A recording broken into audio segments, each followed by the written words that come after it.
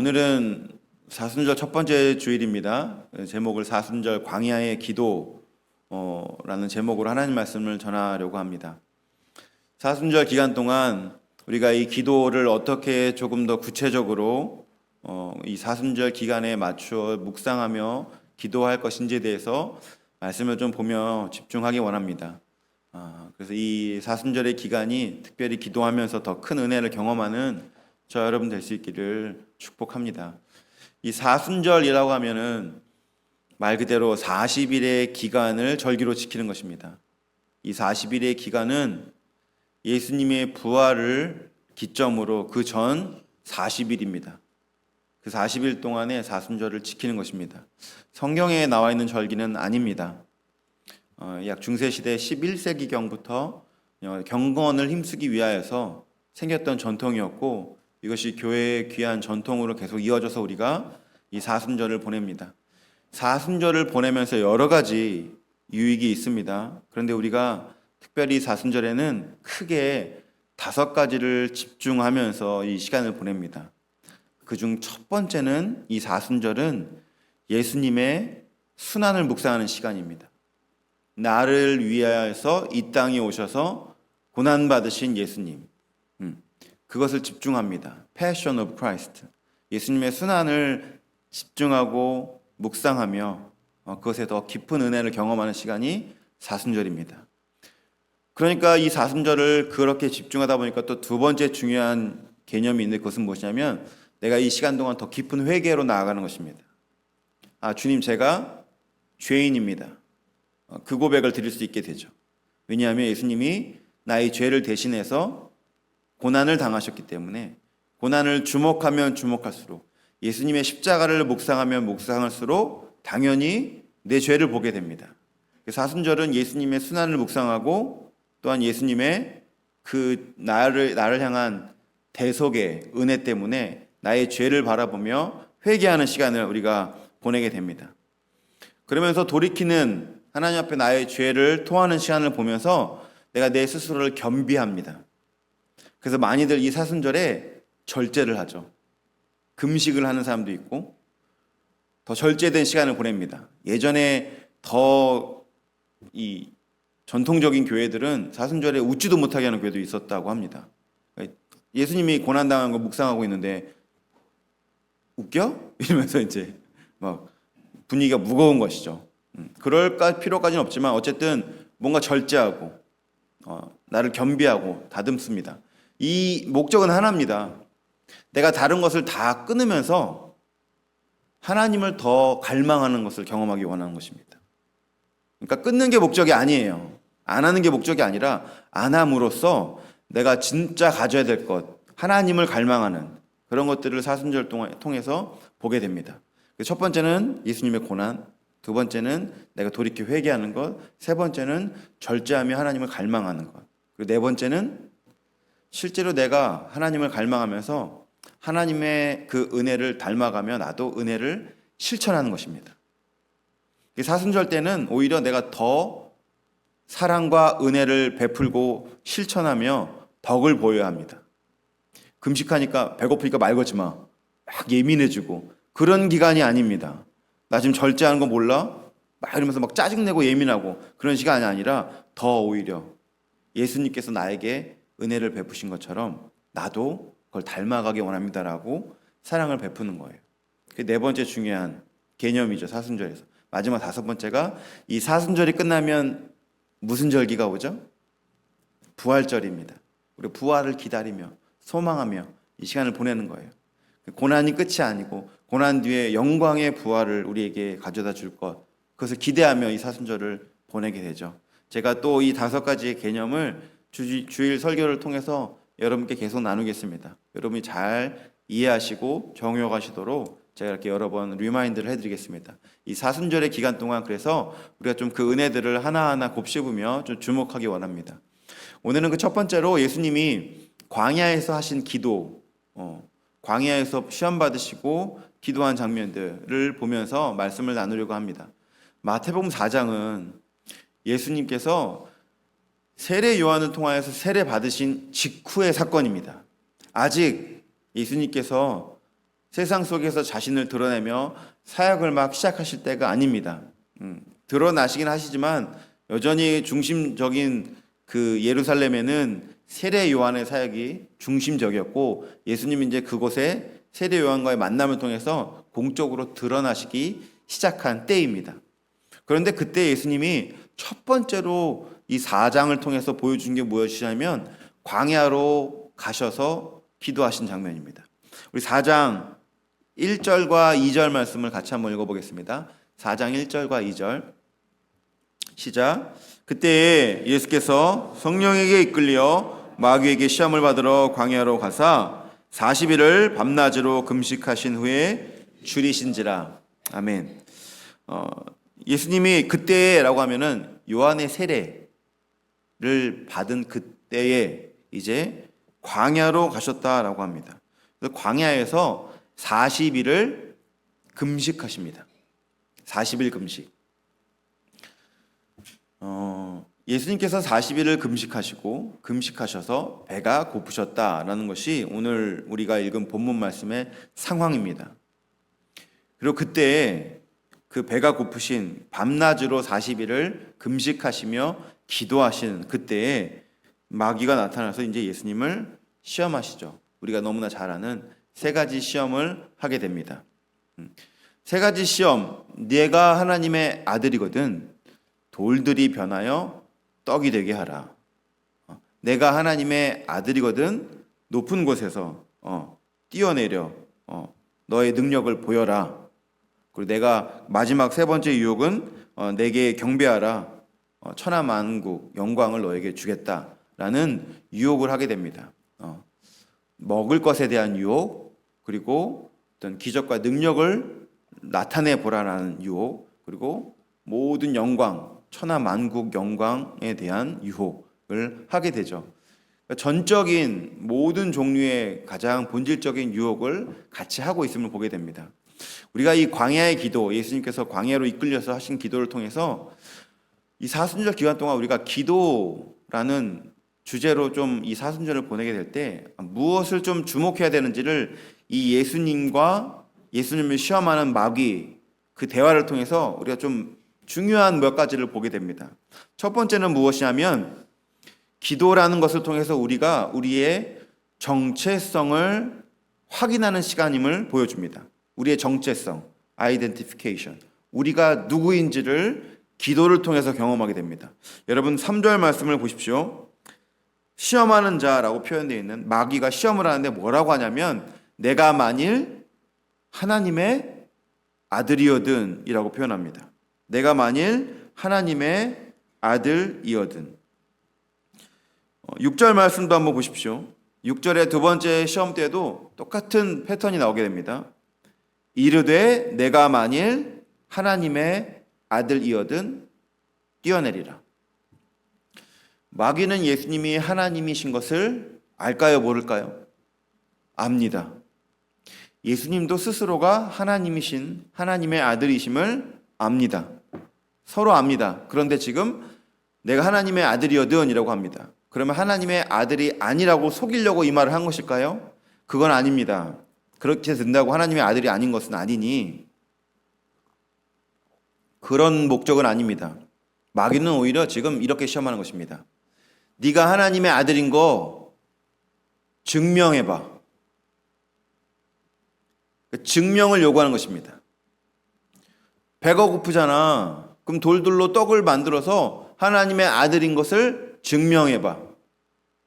능력과 기적을 행할 수 있잖아. 그럼 높은 곳에 뛰어내려서 하나님의 아들인 것을 증명해봐. 너가 너 입으로 하나님의 아들이라고 말한다면 이라고 시험하는 것입니다. 여러분 우리가 기도의 자리에서 이 예수님이 경험한 시험을 동일하게 경험합니다. 지금 광야입니다. 배가 고픕니다. 힘듭니다. 여러 가지 상황과 어려움이 시험을 경험하고 있는 그 때에서 말하는 것이에요. 하나님의 아들이면은 증명해봐. 여러분 우리가 기도할 때 기도하는 대로 우리의 인생이 쫙 잘 풀려버리면 그렇게 생각할 때가 있어요. 하나님 이 전도에 더 유익하지 않을까요? 나 기도하니까 딱 됐어. 너도 하나님께 기도해봐. 여러분 이거 전도할 때 너무 좋지 않아요? 나 아픈데 기도하니까 싹 났어. 너 기도해봐. 나 이렇게 딱 어려움이 있었는데 기도하니까 다 해결됐어. 우리가 이렇게 이해할 수 있어요. 그러니까 이걸 뒤집으면 어떤 또 우리에게 단점이 되냐면, 문제가 생기면 내가 어디 가서 하나님의 아들이라고 말하기가 면이 안 쓴다는 거예요. 내 인생이 이렇게 박복한데 기도하라고 말을 못하겠어. 누구에게? 너나 잘하세요 이럴까 봐. 그렇게 기도하는데 너 꼴이 그거야? 여러분 이게 성경에 실제로 나오는 스토리입니다. 누구의 이야기일까요? 욥의 이야기입니다. 욥의 친구들이 욥을 조롱해요. 너 이렇게 하나님을 믿고 하나님께 기도하는데 너 꼬라지가 그걸 기도하는 사람이라고 응답받았다고 우리한테 얘기할 수 있어? 너가 죄를 지니까 심판을 받은 거지 라고 하면서 친구들이 정죄합니다. 여러분, 그러니까 이런 일들 속에서 우리를 공격하는 근본적인 게 무엇이냐면 우리의 정체성을 흔들어요. 나는 정말로 하나님의 자녀인가? 하나님은 정말로 나와 함께 하시는가? 내 삶이 이렇게 되는데 정말로 내가 하나님과 동행한다라고 말할 수 있는가? 더 위축되고 더 무너지는 것이죠. 지금 사단이 그렇게 예수님을 공격하는 것입니다. 증명해 보라고. 여러분, 예수님이 증명을 하시지 않습니다. 전혀 그것에 휘둘리지 않습니다. 오히려 예수님은 그 증명해 보라는 그 말 앞에 다 하나님의 말씀으로 대답합니다. 사람이 떡으로만 사는 것이 아니다. 높은 곳에서 뛰어내려고 할 때 하나님이 천사들이 나를 보호하고 지키신다라고 약속하셨다. 천하 만국에 대해서 이야기할 때도 오직 주 너의 하나님을 섬기라고 말씀하셨다. 그러니까 예수님은 늘 내게 펼쳐져 있는 일들, 나타나는 것들, 이런 것들을 증명하면서 내가 하나님의 속한 하나님의 자녀다, 아들이다라고 증명하지 않으시고, 예수님은 늘 그 정체성을, 하나님과 자신의 관계를 말씀으로부터 취합니다. 내게 이렇게 말씀하신 하나님이라고 하면서 그가 더 견고한 믿음으로 예수님이 우리에게 승리를 하심을 보여줍니다. 시험을 이기셨음을 보여줍니다. 그러니까 우리가 여러분 기도의 자리에서 가장 먼저 우리가 이 사순절 동안 기도하면서 깊이 깨달은 것은 무엇이냐면 내가 하나님의 자녀다라는 것에 대한 깊은 은혜가 있어야 됩니다. 우리를 자녀 삼으시기 위하여서 예수님 십자가에서 죽으셨습니다. 우리에게 생명을 주셨습니다. 우리에게 전부를 주셨습니다. 기도할 때마다 이 하나님의 자녀됨에 감사함이 넘쳐야 됩니다. 이 은혜가 우리를 깊이 다스려야 됩니다. 아무리 어렵고 힘든 상황이 올지라도 이 은혜를 붙잡고 가는 것입니다. 오히려 힘들어서 더 하나님을 깊이 경험할 수 있습니다. 이게 정체성을 경험하는 시간이에요. 나는 하나님의 것이다. 나는 하나님의 것이다. 계속 이것들을 경험하며 나아가게 됩니다.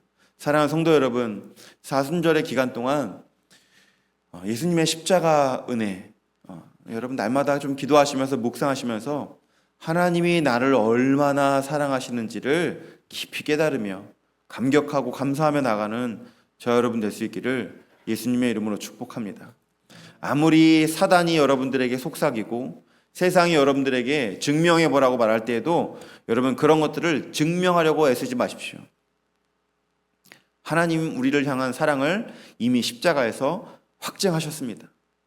더 이상 보여줄 것도 없고 내가 더 이상 그런 것들을 확인할 것도 없습니다. 최고의 것을 우리에게 주셨습니다. 그 은혜를 받은 자가 저와 여러분입니다. 제가 어렸을 때 드라마를 굉장히 좋아했어요. 어릴 때부터.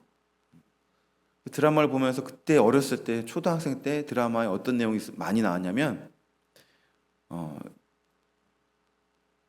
자기 자식을 너무 삶이 힘드니까 버렸는데 나중에 알고 보니까 이제 삶이 잘 풀려서 그 자녀를 다시 만나서 너가 내 자식이야라고 하면서 이제 금유하냐 이렇게 되게 잘 되는 그런 것들이 있고, 사실 그 집에 키고 있었던 자녀가 실제 자녀가 아니라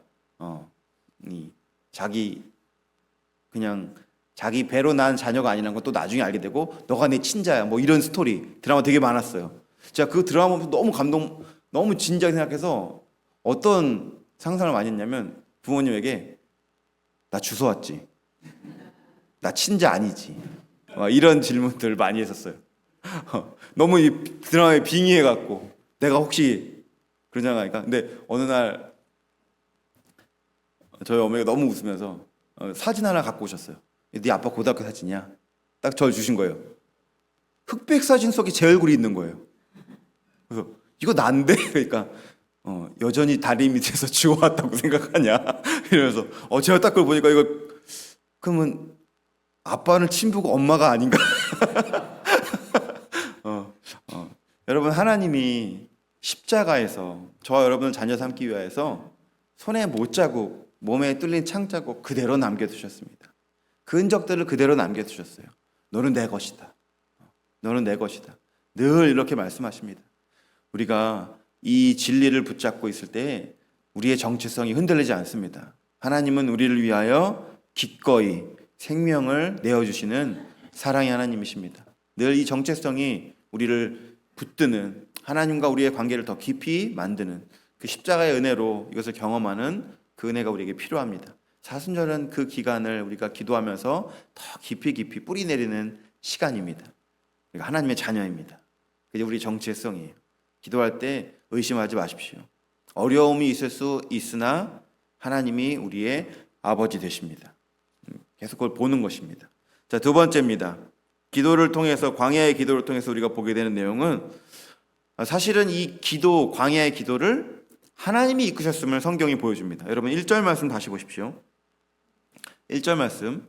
그때 예수께서 성령에게 이끌리어 마귀에게 시험을 받으러 광야로 가사. 그러니까 이 광야의 기도가 사실은 하나님의 주권 안에 있었다는 것입니다. 하나님이 이 기도의 자리로 예수님을 이끌고 계심을, 성령님이 이끌고 계심을 우리에게 보여줍니다. 기도의 자리는 사실은 하나님이 우리를 초청하는 자리라고도 할 수 있어요. 특별히 광야의 자리. 예수님이 여기서 40일을 밤낮으로 금식하셔서 배고와 고프십니다. 줄이신 자라고 얘기합니다. 기도할 때 이 상황을 여러분 잘 생각하셔야 됩니다. 장소가 광야입니다. 그리고 40일을 금식하십니다. 그러면 이 이야기는 우리에게 두 가지를 알려줍니다. 첫 번째는 주변 소음이 사라진 곳입니다. 광야의 기도의 자리는 내 주변의 시끄러운 소음이 다 꺼지는 시간이에요.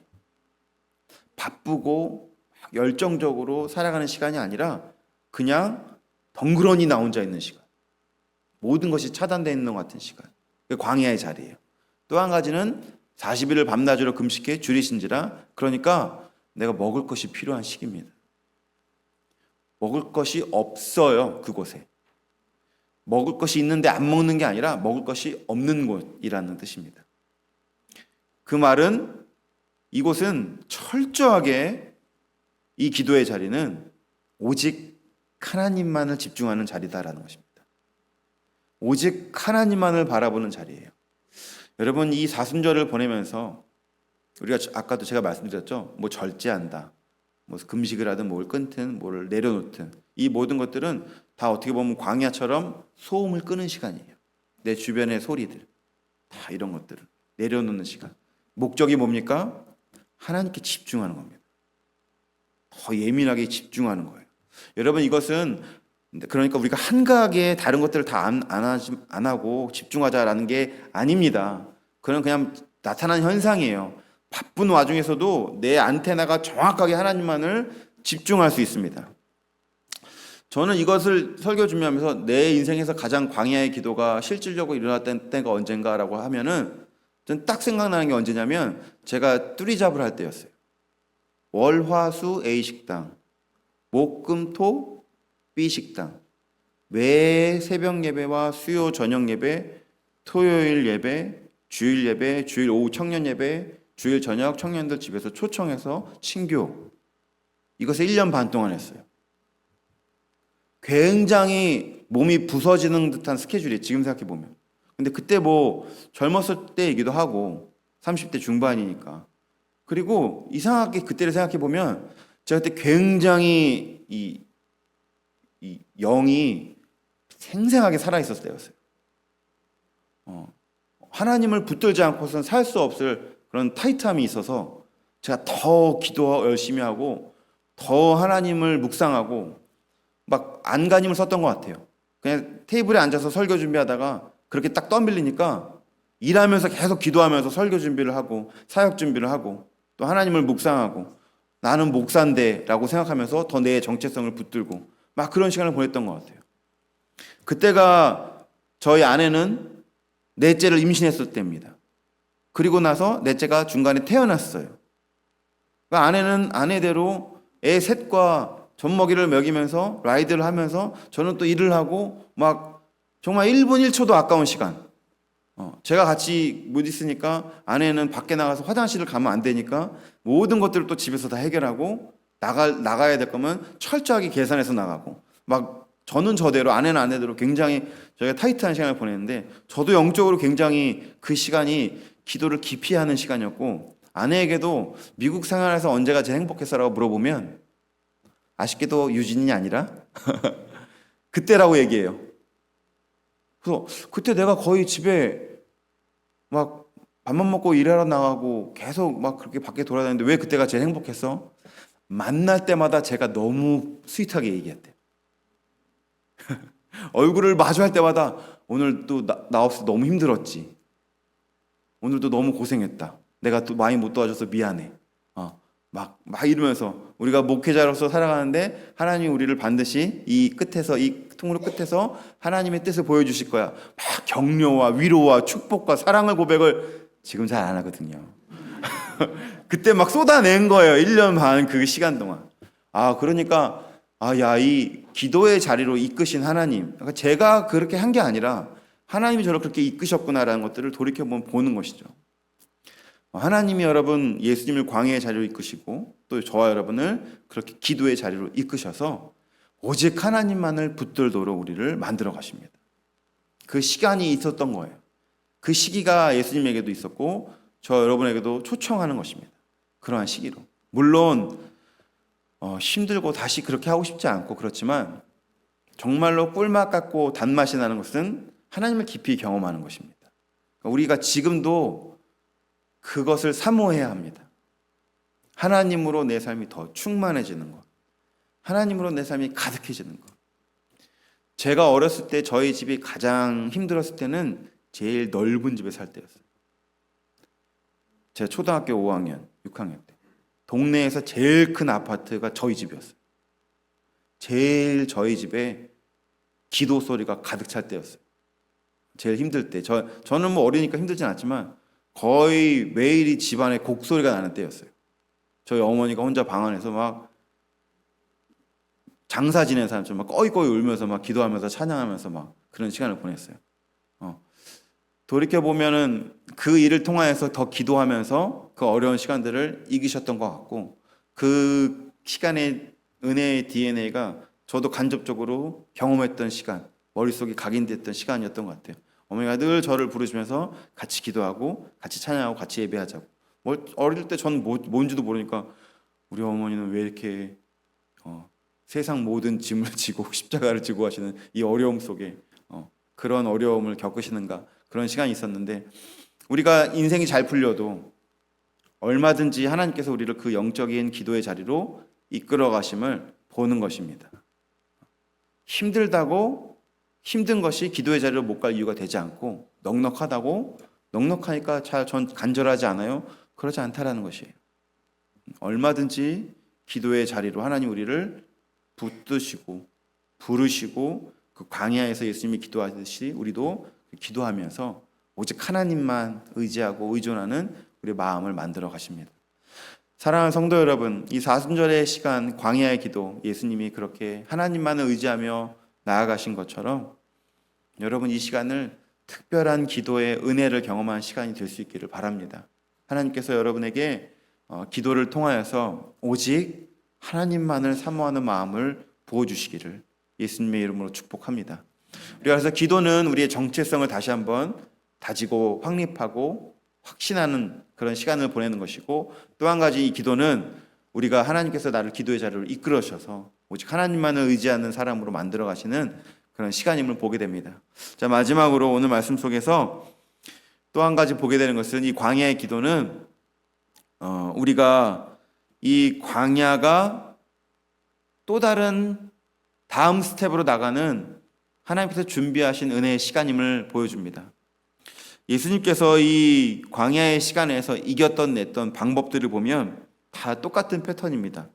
4절과 7절과 10절 다 뭐라고 말씀하시냐면, 4절 보시면 기록되었으되 하나님의 말씀, 사람이 떡으로만 살 것이 아니요 하나님의 입으로 나오는 모든 말씀으로 산다라고 기록되었을 때라고 그 시험에 대답합니다.